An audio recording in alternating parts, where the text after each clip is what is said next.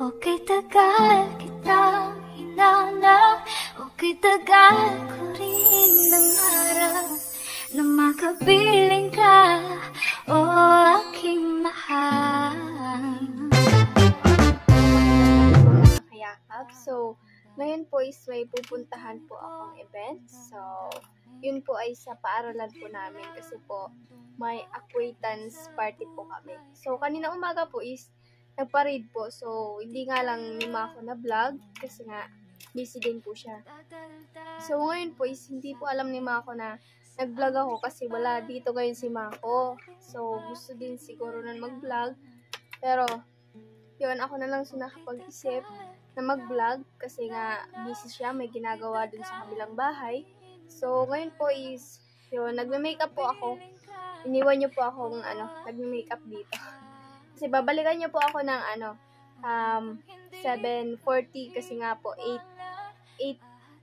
as in 8, eksaktong 8 ang start po ng program. So, yun po, magbibideo ako dun. So, abangan niyo po. So, ngayon po is nagme-makeup ako. So, ayan. So, sunod naman is blush. So, yung blush ko dito. So, ayan. Kaunti lang yung makeup ko, kaya simple lang. So, ayan po, ito po lang damit. Pinahiram pala ako ni Mama. Yung nanay po ni Kenneth. Kasi nga po, as in magka-height lang po kami. Siguro matangkad-tangkad din sa akin yung nanay ni Mako. Kaya, ayun, nagkasya sa akin yung damit niya. Di na ako Plite ba yun? Tawag dun. Basta yun. Nanghiram po ako sa mama ni Kenneth. So, yun, sabi. So, ngayon, wala dito yung mama ni Kenneth. So, sabi, ako na lang daw maghanap ng gusto kong damit. Ayan. So, thank you po sa pagpahiram sa akin ng damit. Ang ganda ng mga damit po nun, ng mga pang-ballroom. So, ayan, nagme-makeup po tayo ngayon. Kasi nga, 8 ang start ng program.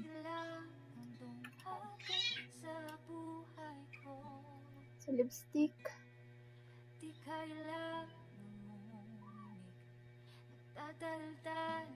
Ano po yung kaninang umaga is parade. Sunod, alas 5. Hindi na po ako nakapunta ng alas 5 kasi, may ginawa po. So, ngayong gabi na lang po. At, yun? Yung alas 5 po is may buwan ng wika. Yung, yung may magsasarayaw. Hindi na po ako nakapunta kasi may ginawa po.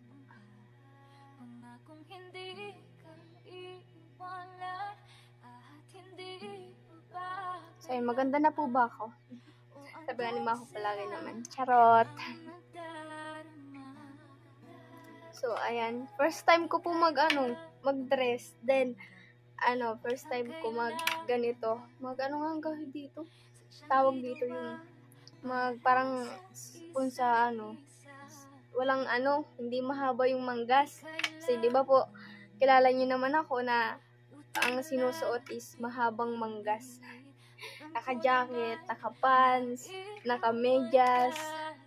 So, yun po. So, hindi po talaga alam niyo ako nag-vlog ako. Siguro, gusto din ako kasi nga gustong i-update kayo sa mga ginagawa ko sa paaralan. So, ayun po. Napaka-supportive po nun. Siya pa yung naghanap nitong damit na babagay sa akin kasi nga, sabi ko, ikaw yung lalaki, ikaw yung makaka-suggest ng babagay sa akin damit. So, ayun. As in, pag naman, siya naman yung magpuporma, ako naman po yung naghahanap ng damit para yung babagay po sa kanya. Ganun po kaming dalawa. So, ayan. So, ito na. Mag-highlight tayo. So, wala po akong ibang ganito pang shade. Kaya,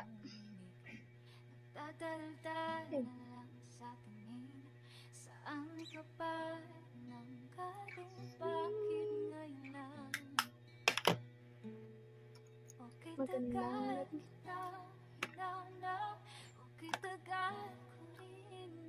So, ayan, another lipstick.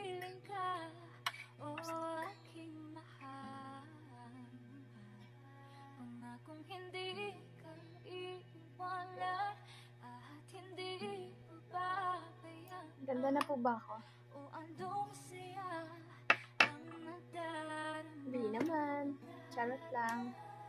So, ayan. Naiinis ako sa buhok ko kasi nga hindi ko in-expect na may ganito dito. Pero, wala na tayong magagawa. Talagang hihintayin natin yung time na haba to. Ay, sorry. Nakita yung kilikili natin. Makulimlim.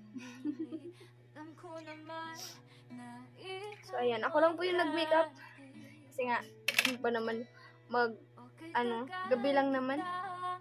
Hindi naman talagang, ay, nasipon ko. Sorry. Sinipon ha? Kinabahan. So, biglang kinabahan. So, yun nga, naiinis na ako sa buhok ko. Kasi hindi ko alam kung saan pa to papunta. Walang line kasi siya. Kasi, hindi mo alam kung sa gitna ba. So, ayan. Ano ang gagawin natin? Limot na tayo. Sana ba yun? Kaya nilalagyan ko siya nito. Kasi nga, para tumigas yung buhok. Hindi siya galaw ng galaw. Kasi nga naiinis ako pag galaw ng galaw yung buhok ko. So, ayan. Meron pa tayong mga mga na mark. Ano na to? Scratch. Ay, hindi ko alam. Okay na ba yung itsura ko? Papasok. Ano na ba to? Pasok na ba to sa pang makeup artist. So, ayan. Alam nyo, ay kahapon pala. Ay, hindi, i-upload na lang pala yun ni Mako kasi kahapon birthday ko, August 18. So, ngayon isa-celebrate ng paaralan namin yung birthday ko. Charot! Magpa-party daw para sa akin. Feeling ko naman. Para gawin nyo ng paaralan. So, yan. Hairpen tayo. May hairpen. Ang buhok ko, hindi ko talaga alam. Nagsisi ako. As in, ang ganda niya nung lahat naman talaga maganda sa ulo. Kaya, okay lang naman. At least, sabi nga ni Mako sa akin, at least, na-try ko yung ganitong buhok. At least, nasubukan ko siya. Pero, yun nga, nagsisi din sa huli. Pero kay Mako, hindi ako nagsisi kay Mako. Sobrang swerte ko din. Halos ayaw ako paggalawin dito sa bahay nila. Sobrang pagmamahal. Charit. Mahal na mahal. As in, guys, kung alam nyo lang kung gaano kabuti sa akin pamilya ni Mako. Wala akong masabi.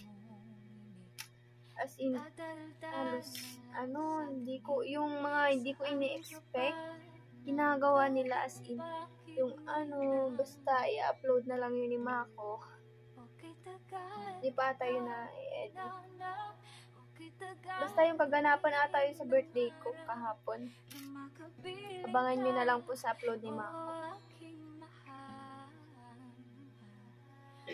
Kung hindi ka iwala at hindi pabayaan o andong siya ang nagdarama,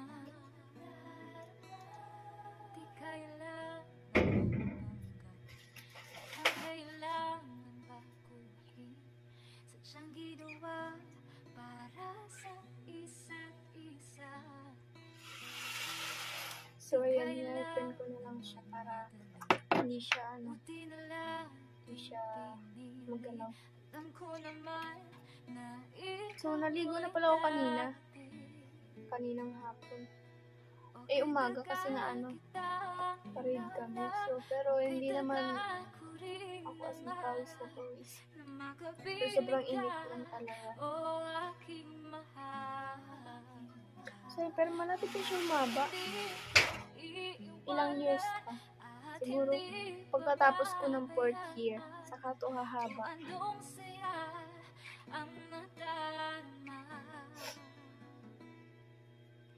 Gusto ko sa susunod sa 2nd year, mahaba na to. Pero bagay naman sa charot. So, ayan. Abangan nyo na lang po yung ano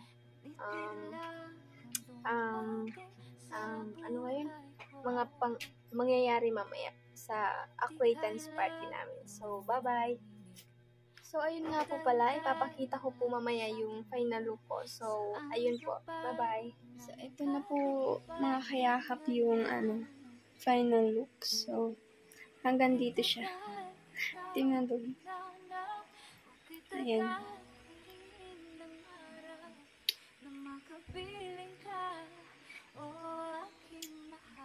Okay na. Kapag plakadong-plakado yung make-up. So, ayan.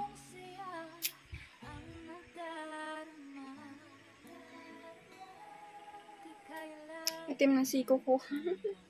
Okay lang yan.